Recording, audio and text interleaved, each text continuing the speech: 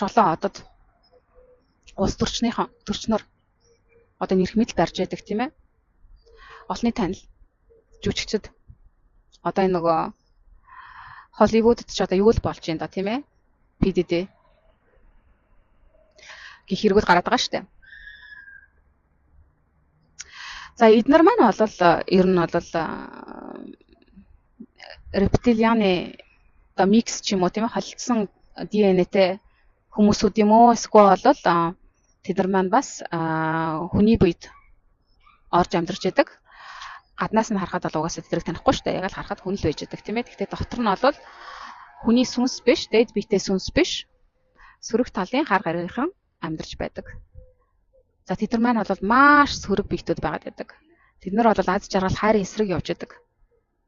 Тэд нар бол өшөө авалт, өш саналт, уур уцаар гэсэн маш доод хэмжээсээ энергиудаар хоолж амьдардаг сүнснүүд. Тэр энергиуд байхгүй байх юм бол тэд нар үгүй болохоор тэр энергийг бүрдүүлэхийн тулд тэр энергийг хамгийн их байлгахын тулд одоо ингээд мэдээгээр л одоо ч ингээд хардл зүйлүүдийг цацж байгаа зү тий. Мэдээ сошиал медиа идэрч юм бол хүний тархийг угаадаг, тархийг майнд контрол хийж яадаг зүйлүүд байхгүй. Тийм болохоор энэ бүх зүйлүүдээр дамжуулаад тэр сөрөг биетүүд бол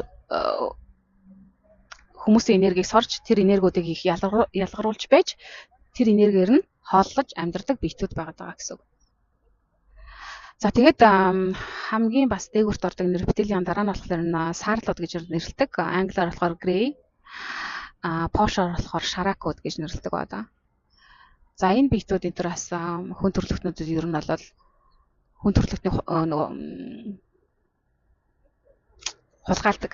Одоо Америк кинонод байдаг шүү дээ. Хар гаригнууд ингээд онгоцтойгоо хурж ирээл нөгөө хүмүүсүүдийг хулгайлаад онгоцсон дотроос хулгаал тийм ээ. Аваад яваад өгдөг тийм ээ. Ингээд тэгээ нөгөө яагаад авч явж ийн гэхлээр тухайн хүмүүсүүдийн биеийн дээр туршилтууд хийдэг байхгүй.